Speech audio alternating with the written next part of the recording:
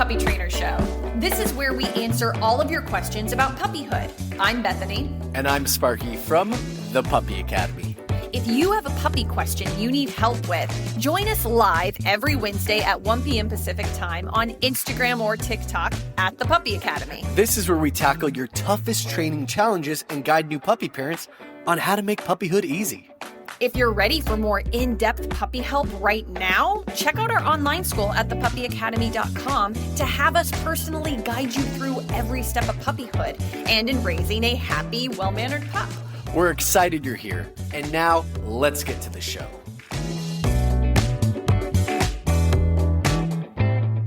Welcome to Ask a Puppy Trainer Show, episode 225.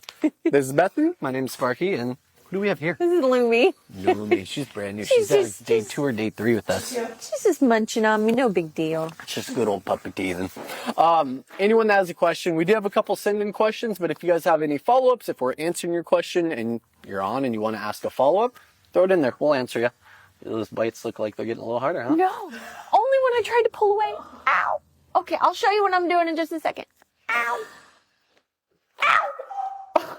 Okay. Lumi. The lip flip. She actually had to get a lip flip in there. Well, it was so I don't cry. Ow. Do you want to explain that? Yeah, she was mouthing me really softly, which we don't, it's not a big deal. We just redirect that kind of thing. We don't promote it. We don't leave our hand there. We don't promote it. Yeah, right. But it was really soft. Sorry, I just got to get our Instagram up. And then when I just gently, not like quickly, like, oh no, you know, just gently pulled away, she bit down and kept my finger in her mouth. And so the safe way to get anything out of a puppy's mouth that you need to get out is you just take your fingers and roll over their, top teeth. And they open up. Oh, you still smell like a puppy. I know. It's so big you wouldn't think that. Okay, so my finger's stuck again. Wow, she really bites down when you pull away. So it's usually real gentle, not a big deal. Ta-da. I'm getting her a toy. And look. You're going to get like chewed on. She's fine. It didn't hurt her. I'm not pressing down so hard on her baby teeth that she, would be like, oh my God, I'm freaking out. Most of the time, you don't have to do that. So if you're wearing a scarf, we've got winter coming up. Around here, we get a lot of golden retrievers that grab sunglasses, so anything like that, the edge of a dress, you can just really quickly do that. And it opens them right up. Now, please understand, that does not teach them not to bite you.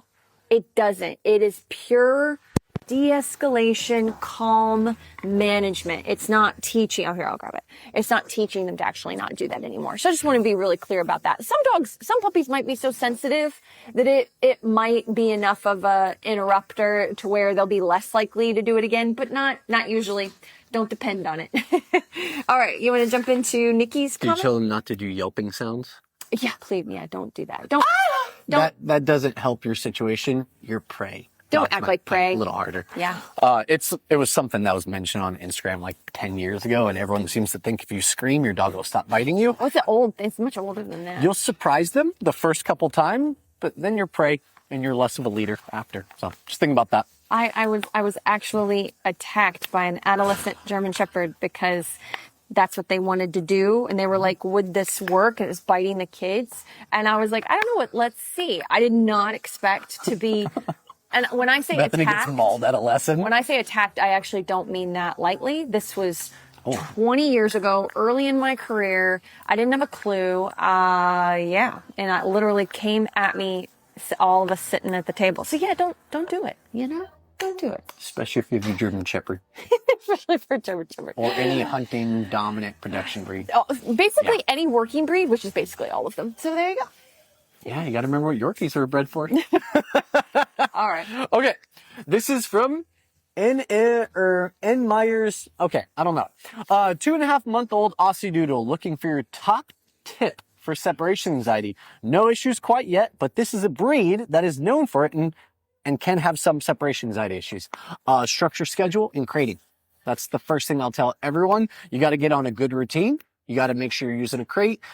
Schedule your crate times, schedule your free times. Don't make free time all about affection. Make it about the dog and what they need. Look at your dog. If they're excited, jumping up, they need some exercise, a little bit of training. If they're starting to lay down, but it looks like they can't settle, they need place. They need to have like a designated supervised separation area to learn how to settle in. So if they're high energy, they need something from you. If they're low energy and looking for a place to settle, give them one and help them do it. Keep a leash on them too. Leash is your leverage. So if they're running out of the room while you're training, leash is what prevents that and gets them back to you. There's a lot of stuff. That's not your top tip. Shoot, was I supposed to give one? That's what it said. Top tip. Crate training. For me, it's don't cuddle your new puppy the first 72 hours. Even on the way home from the breeder where you're holding them in the front seat. I'm glad you took that one. I don't want to be mean yet. Don't. She just like tried to be She's going. For Dakota. Hey. Dakota's staring her down. She's like, oh my God, there's other dogs in here. Hey, look at the thing. Yeah. Oh, it's just young. Yeah, but it ended with redirection. Yep. She don't care anymore. She might be done. She's just staring at Dakota. Yeah. Dakota, But anyway, look away. that really does you in when you just snuggle the first, few hours on the way home, and then you get home and let them, potty, and then let them walk around and then sit down on the ground and do more snuggling. And that's really sets you up to fail. Sorry. I didn't say don't like pet your dog. I'm just, don't do what I'm doing. Don't do it. For the first few days, get to know your dog. Introduce your environment with calmness, leadership through the nose rather than through the, we have a video in our online school that I haven't seen that many people do, and I've been doing this for a long time. Bethany made a video where she basically shows like up and down, in and out, to where she shows you how to like condition your dog to be a bit more confident around obstacles. Over, under, through. Thank you. Up, down, in and out. I might be close. I don't know. That's in our online school though. So if you do have a new puppy, that might be something worth checking out for you guys. A lot of different videos on all the different things you'd experience. And we have a pretty vast library. So if that is something that interests you, it's in the first 2 videos of our main course of our online school. This is interesting. She's, what was I trying to say? I was trying to say something. If I was like a normal owner, I might still be like, what's wrong? And just like let her be in the floor and then try to snuggle her more later. Here's the thing. She's getting legitimately stressed. She's a large breed dog stuck on my lap and she's starting to get legitimately stressed. What are you doing? That's a beautiful collar. Oh, it really is. It's from a Texas company. It really is pretty. Was it Lucky Dog? Okay, okay. Anyway. Lucky Dog. So it's really important that I don't just stress out my dog, my puppy, by cuddling it on the couch or on the floor, and then it wants down, so I just let it down and let it go. What do you think a stressed out puppy is going to do? Go and get into trouble. So yeah, she's getting legitimately stressed. So Dusty, seriously. So we're getting a stress pant. She's processing less of it each time, and she's settling for less time each time Bethany stops. So I'm going to hand her over, and then I'll explain what to do. Good luck with this one. Yeah, we need to pass off. Gigantic Bernie puppy. You can tell she's just literally a pass off. She's comfortable being handled, but she's like had it. She's just like, why? I think she's also too hot. Dusty. When she gets hot outside too, she's done. Oh, and this environment is hard on Bernies, where we live in SoCal. Okay, so what you do instead, and that's going to happen. I'm not saying don't ever cuddle your puppy. At some point, you're going to kind of overdo it, and they're just going to be like, ugh, get away from me. Don't just put them down on the ground. You need to do something. You need to either put them in crate and let them rest. Don't just put them on the ground to get into other things. Or you pull out your bait bag and your treat pouch or a toy and you do a session with them. Don't just represent, I love you. That's and what they now I'm need. gonna let you go and then let you get into things and then yell no at you all day and just give you a treat for, give you a treat for sitting once a day. No. It's like you've got to refocus that energy somewhere. You have to represent something other than permissive neediness. Because that's how they see it. You'll never tire a dog out through exercise either. You're never going to get true rest, true sleep. You have to do training. You can do 8 minutes of training with a 3-month-old puppy, maybe 10, and they're going to sleep like you trained them and walked them for 2 hours. Yep. It's the equivalent. It's so different. It doesn't translate the same as a walk or just exercise. So I had an epiphany yesterday. And trust me, all of you are going to be like, yeah, we know that. But it's just fun, being in trainer brain and being a new mom as well and seeing so many of the parallels. no joke, my daughter and we came up with a new song. And I repeated, I won't sing it for you, don't worry. Thanks. I repeated it, no joke, 15 times. It was so cute how she kept going, one more time, one more time, one more time. She's 2. And by the end of it, like, she knew the song. It was just a really short, silly clip, right? A really short, silly song. But my point is, she would have had me repeating it for an hour. I had to finally, for my sanity, stop. But it really was over and over. And when I say 15 times, I'm not kidding. And then she knew it by the end. This is dog training in a nutshell. I get so confused by, people who have a 6-month-old dog. They kind of know down, and they do sit for their like food bowl and their treat every day. And then I do sit at the front door. I'm like, so no training. That's what you're telling me. No training. Because you need to take a few simple commands and repeat them in a 5 to 15 minute structure. That's what a training session is, repetition. Over and over and over and over again. And it's so good for the puppy. I don't care if you're bored. It's so good for the puppy. And it's apparently so good for 2-year-olds. I know my ABCs forwards and backwards now because I've sang the song 1,000 times. And when I'm like, before we go to bed, and I'm like, what do you want to sing? She wants to sing the ABC song. I'm like, that's not a night song. You're like, anything else? Can't we sing another song? No, ABC. And if I sing another song, halfway through the song, she'll start singing A, B, C, D. So my point is just that this constant repetition, it's how they learn. And it doesn't stop at 6 months old. They're still in development phase, and it's going to go on for 1.5 years. And you're like, why is my 1-year-old dog still not doing sit on the walk? I'm like, well, do you do 15 to 20 sits per 30-minute walk for a piece of food? Because if you haven't yet, you have to backtrack, and you have to do that. So that's my point. 300 to 500 repetitions if you're using a training tool that gives you leverage, something that has head control, anything. Yep.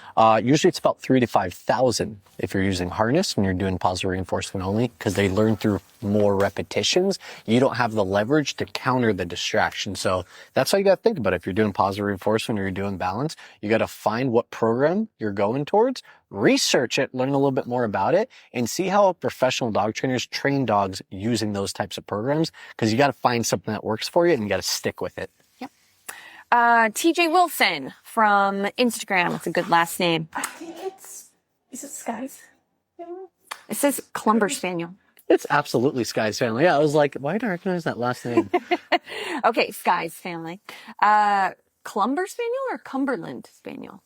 See, you kept saying that other word, but they always call it that. Oh, I have to look it up. Okay. But he looks like a Cumberland. Maybe I've got I mean, honestly, it could be a very similar breed style. I don't know. All right. Or I made up a It's like breed. American Shepherd, Australian Shepherd. Or I literally made up a breed. That's possible. You've done that too. Clumber Spaniel. Yeah. That's the dog you're thinking of. I think you just have the wrong name for it. I wonder if mine even exists. I'm going to have to look it up. Cumberland Spaniel. All right. What is a... No. We have to pay attention. We are not fact-checking me.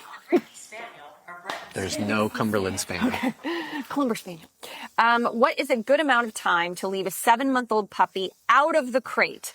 This is highly, highly dependent on the crate. I have a 7-month-old golden retriever right now that I'm training that can easily do 2 hours in place duration, back tied, maybe a few resets, and can just, when he's mentally and physically fulfilled, can hang around the house for 1 hour to 2 hours with my supervision. But he's so mild that he can absolutely do that. I can't say that for a lot of puppies. He's definitely a rare one, but it depends on the dog. Now, knowing Sky like you do, what would you say? I don't want to go off of that because I haven't worked with Sky in 2 weeks, so I actually want to give more of a candid answer. Okay.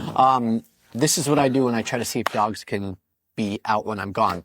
I don't crate for 3 to 4 hours. So I just leave them out of the crate, but I'm home. I'm home with them. And I see how many fires I have to put out, how many no's I have to give, how many redirections I have to give. If it's more than a couple redirections and more than a couple no's, you're coming to chewed cords or you're coming to torn up walls. So that's always my go-to. If you're home with the dog and the dog has nothing to do with you, you're not giving direction and they're just kind of hanging out, what do? Even when you're there? If they're getting into trouble, they're looking for things to do, they're going to do 10 times, 20 times that when you leave. Because it's boredom and anxiety that kicks in. At that age, all the way up until about 1.5, sometimes 2.5 for really driven dogs, because that's when they start to peak, start to hit adulthood. It's the same with kids. It's really about preventing bad behavior from starting. So that's why you've got the puppy proofing and all that. And a lot of people think that like, oh, puppy proofing is over. They've got some maturity. They should be able to do this. No, a 7-month-old is kind of like a 9, 10, 11-year-old. He's like a 13-year-old learning to have his first party. That's like a 13-year-old little boy trying to throw a surprise party while you're out of town. It depends on the development level. But anyway, if I'm thinking like almost a teenager or, really, like you said, in that range, you're still in setting your teenager, your preteen up for success. You're still in that zone. So that's how I want you to look at it. I don't want you to look at it as like, what should a 7-month-old be able to do? It's more like for the temperament of your dog, where you live, how you live with your dog, all of those things really factor in. I'd be looking for like being able to do 2 hours of place duration while you're home after the dog's had an hour of exercise training and like you've done all the enrichment, all the stimulation. Can you do a couple hours of place duration? Because that's virtually what your dog's going to do when you leave. I got to tell one story. I had a German Shepherd client, over a decade ago when I first started dog training. And it was a dog that I worked with, but I hadn't really trained. It was a buddy's dog. And he asked me to go check on his dog after I got off work at 7 p.m. And I did. And I walked up to the house and the dog was in the yard. The dog had walked through the house, locked himself in a bathroom, got anxious, just felt trapped, kind of secluded. Not used to it. Dug up the floorboards, dug through the foundation, got under the house, I think it was $18,000 or $20,000 worth of damage, got under the house and just popped out the little crawl space and just waited in the front yard sitting as I arrived, happy as pie. This is what happens when people aren't home. That one's a little less common. That's like German Shepherd, Malinois specific, but drywall indoors. That's the go-to of every lab that I've ever known. So Spaniels, they are determined dogs. They are motivated dogs. If he feels the need to escape, that's probably what you're going to get. Yeah.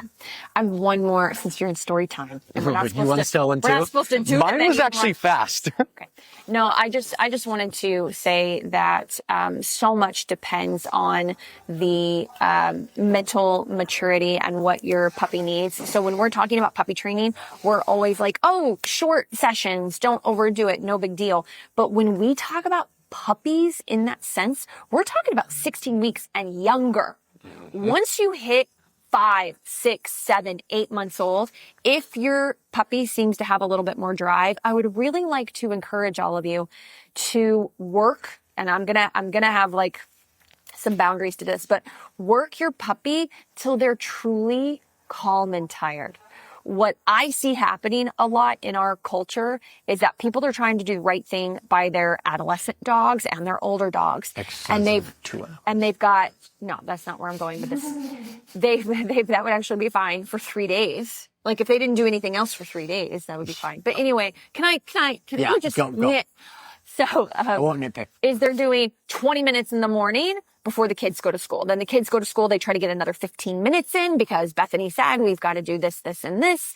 And then the dog's in crate for 3 hours, and then they get 20 minutes in, dogs in crate for 2 hours, and then they get an hour of out time where they're kind of roaming the home, and then they're back in crate, and then they get 30 minutes, and then maybe finally at night, they might have something a little longer. But what's happening is they're never like fully feeling calm and fulfilled. And so they're getting all these little staccato things during the day. That's great for training. But I'm talking about mentally and physically fulfilled. Now, let me be real clear. That does not mean go rollerblading for 45 minutes, go playing fetch for an hour and ruining your dog's brain. Yes, I said ruining your dog's brain, because there is a way to play fetch for long periods of time that is appropriate, and most people don't know how to do it. So I have to be real clear when I say this, is that I mean something that is mentally and physically fulfilling, that's not hard on the body physically. No running and no just fetch. Now you can include fetch. I can work on heel, sit, down, stay, come, throw a ball a couple of times back and heel, or I can go for a calming hike where the dog gets to sniff and do some redirect, some recalls, a little bit of healing, back past people and dogs, back to freedom of sniffing. So that's what I'm talking about, is you're really mixing in a lot of different things to mentally and physically fulfill the dog. They're not exhausted. They feel calm. Like if I go for a certain type of hike, I'm miserable and sore for 2 days. But if I go for another type of hike that's maybe just not as hilly, because I can't handle that right now, that's like a long hour, more flat hike, I feel good. I feel energized after maybe a few minutes of recovery. That's what I need. And so our dogs aren't getting this the way that we live now. And when you start to get into adolescence, you're going to start to see that they need that. And you're going to need to try to figure out a way to have it in your schedule. For some of the people, most of the people we work with, that's just on the weekends. And that's okay. And you do your best during the week. But on the weekends, you prioritize that 45 minutes or an hour, or for a Malinois, 90 minutes of, exercise that's going to truly make the dog feel good. Okay, I'm done. Breed does matter. Your Clumber Spaniel, though, needs about 35, 40 minutes. If you want to start working through like more of the intense energy to get a longer settle while you're there to get prepped to be able to leave her, you want to do a bit more work for a longer period of time. Well, I would say that would be like a hike. I think with a Clumber Spaniel, if I'm doing a fetch or flirt pull obedience rotation, it might be more like 20, 25 for, I don't know. I'm just saying, like, it is different. Longer. You think so? Yeah, I think she can double that. Well, then you need to include some moments of duration in there too. Down, stay on place between fetches. Yeah. 10-week-old. Okay, we'll move on. Can you guys do TikTok? Yeah, sure. First time watching you. I'm getting a new puppy in a couple of weeks. Where do I start? LOL. Our online school for one. That's obviously it, but you need a schedule. Yeah, you need a plan. You got a great schedule. You need to have a plan. You need to set your home up for success. You got to have boundaries up. Get a crate. Get everything. Yeah. But Go your the whole 9 schedule yards. isn't just for the potty training. It's also for building leadership, giving your dog, like nap time. Puppies need significant amounts of napping, just like babies. But yeah, check out our online school. It's on thepuppyacademy.com. You need a balance, though. Work, play, train, exist without affection. During that existing part. Without prioritizing affection, yeah. You Accident. can give affection to your puppy. You just don't prioritize affection over everything else. Especially the first 3 days. We went over this like in the first question. 3 weeks. So I would re-listen to this. Okay. I have a 10-week-old Pomeranian that has food aggression. I'm hand feeding her kibble. Ouch. What else should I be doing? So I'm really sorry. That was tough. But hand feeding is not going to fix the food aggression. It could help mitigate it and not make it any worse. Which desensitizes it. Yeah, which honestly for 10-week-olds, that is a big part of our advice, is just we're not going to address this in a way that I would a 2-year-old, or even an adolescent dog. And so what are ways that we can prevent our puppy from feeling like they need to guard? It might be getting rid of the food bowl. For me, my big thing is I would hand feed. I would have the puppy work for most of their food, even if I only got 5 minutes and I'm doing handfuls. The other thing I would do is I need an out, or a drop it or leave it, like whatever you want to say. That's really, really solid, but it's a 10-week-old puppy, right? So I'm going to maybe give the puppy something, that they like I might sprinkle some kibble, and then they know I have, treats, and I'm going to go out and drop, a treat. And then they go and they get the treat, and then I'm going to toss kibble. They go back to eating kibble, or they're eating kibble, and I'm going to go out and I'm going to put them on like a dog bed or something, and I'm going to toss the treat off the dog bed. And so they start to associate like leaving something behind for something better. There's so many things that you can do to lessen the intensity of it. Another thing I would do is, if I'm going to do a bone, I would never ever give the dog the bone, even a Kong. If you're going to do a Kong, I'm going to hold it, let my puppy have it, for a few seconds or maybe 30 seconds. And then I'm just going to go out and lift it up. That's important. Don't pull away. Lift up. And then I'm going to redirect with a piece of food. The up so you don't get a lunge towards your hand. Yeah. The up so moves that out of their range. Yeah, because this creates drive. Honestly, I'll tell you what, you really need to dig in harder into your other training as well. That's going to greatly help your relationship overall. So when it does come time to address this more directly, you're going to be ready. The relationship's going to be intact. You've done your desensitizing. You've done, that stuff. I would check out our online school.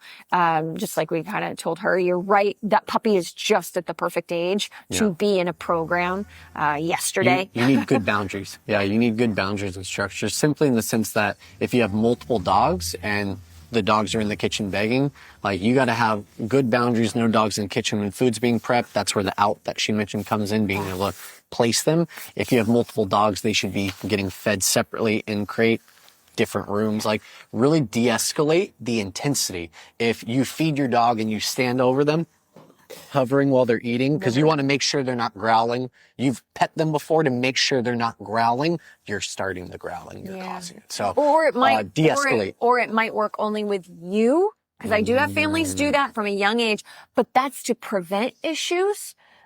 You already have them, so your dog is potentially going to see it as a confrontation, and they might even back away from the confrontation because they're 10 weeks old, but they will remember that, and they'll come back at 10 months old. So you get adolescents eventually. Yeah, and have a different attitude, maybe not towards you, but towards your niece or something like that.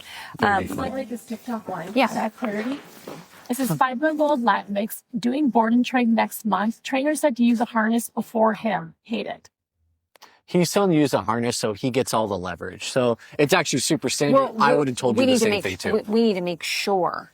Like, you need to make sure. So the question is, in case you couldn't hear her, 5-month-old is about to do a board and train, and they were advised to do a harness for now until the board and train, and this person hates it.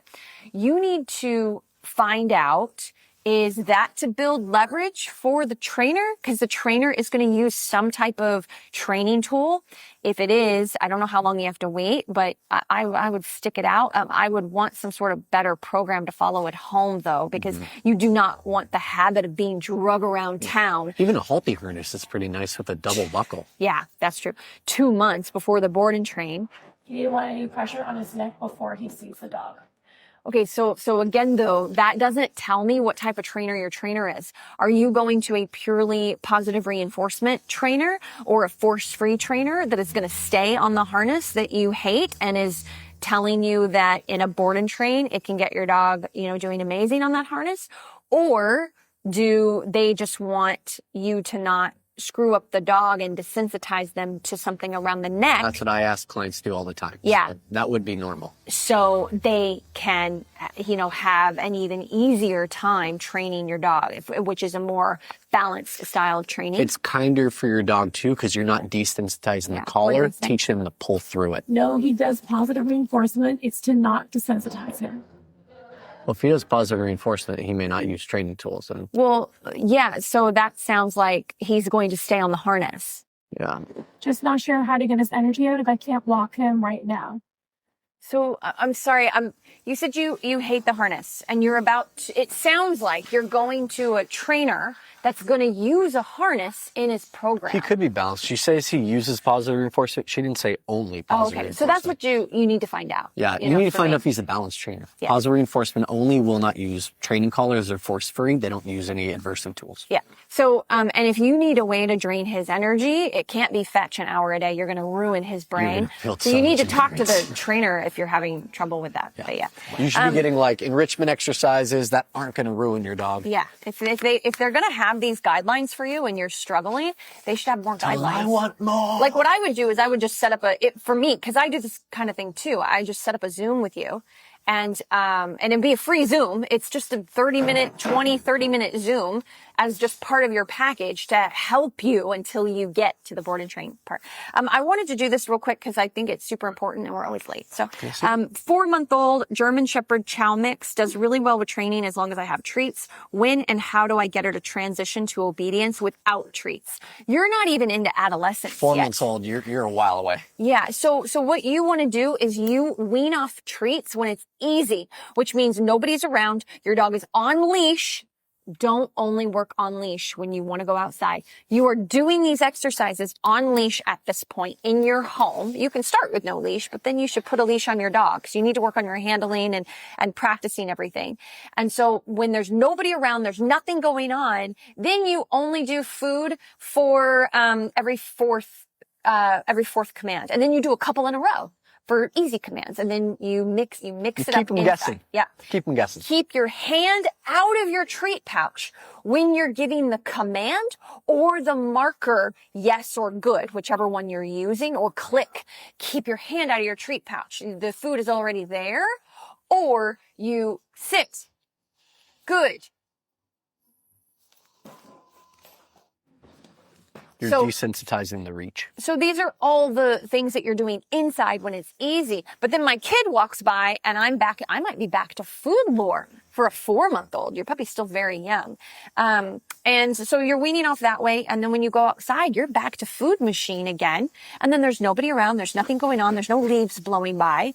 And I back off on food. But then I see a dog and I'm back to food redirection, whatever style you're doing. So that would be my suggestion. I thought that would be pretty quick. So I like that. Are you good? All right, guys, have a wonderful week. Hope you had a good Thanksgiving, and we'll see you soon. Happy holidays.